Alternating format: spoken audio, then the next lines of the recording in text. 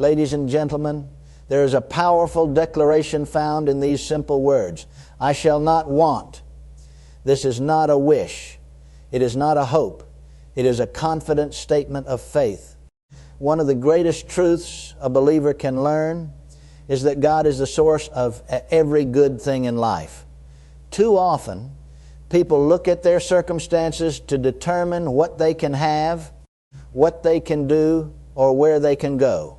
They look at their bank account, their job, their education, or the economy, and conclude that their future is limited. But circumstances are not the final authority. God is. When you understand that God is your source, fear begins to lose its grip on your life. Your confidence is no longer placed in human ability or natural resources. Instead, your trust rests in the one who has unlimited power and unlimited provision. Difficult situations may come. Challenges may arise. There may be seasons when things appear uncertain. Yet those circumstances do not change who God is. He remains faithful, powerful, and able to provide. What seems impossible in the natural is possible when faith is placed in Him. Do not allow temporary conditions to define your expectations. Lift your eyes above what you see and focus on the one who never fails. When God is your source, you can face every challenge with confidence and boldly declare, I shall not want, because your provision does not depend on circumstances. It depends on Him. Faith is not an effort to persuade God to do something.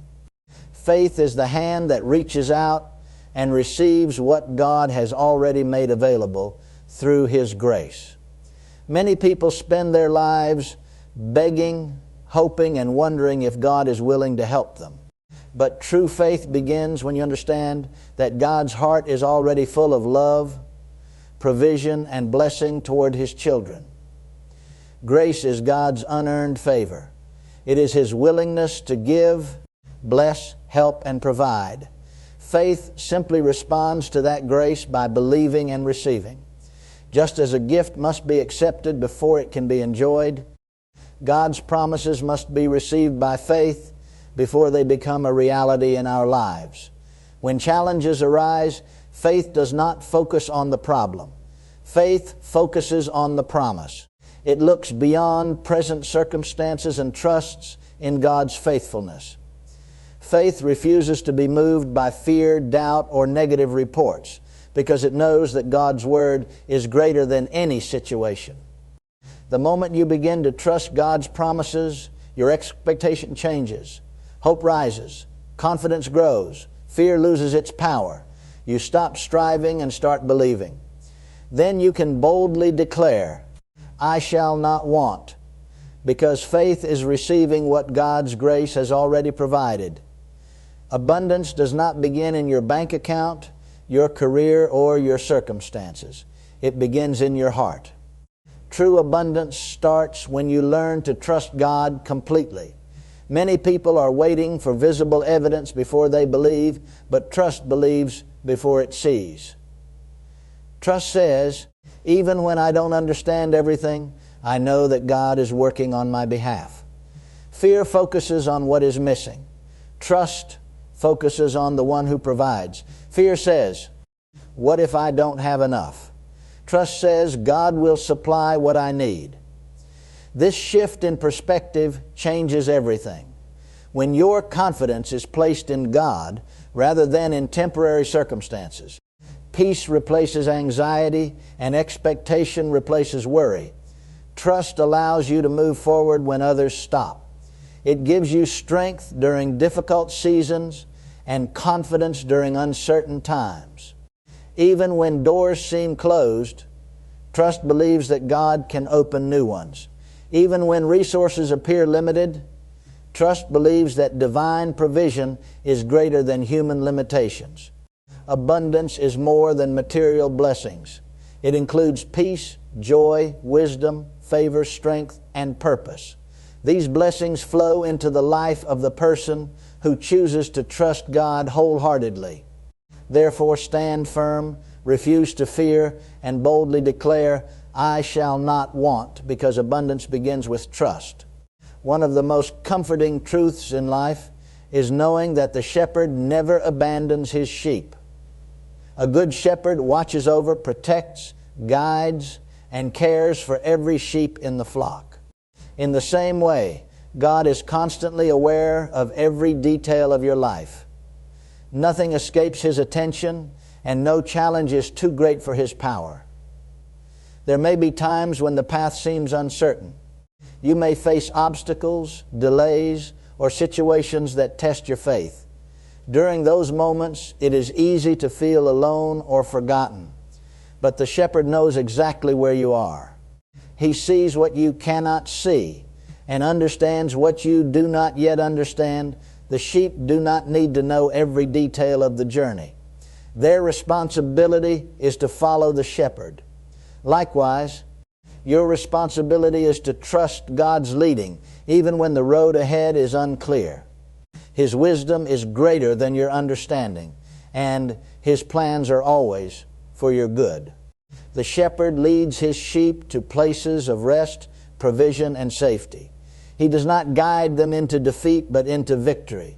Therefore, do not be afraid. Do not lose heart. Keep trusting, keep following, and keep believing.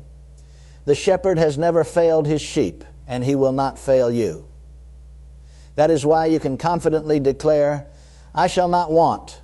The words you speak have a powerful influence on the direction of your life. Many people unknowingly strengthen fear, doubt, and discouragement by constantly talking about what they do not have. They speak lack, failure, weakness, and defeat until those thoughts become firmly rooted in their minds. However, a life of faith requires a different language. When challenges arise, it is easy to focus on the problem, but faith chooses to focus on the answer.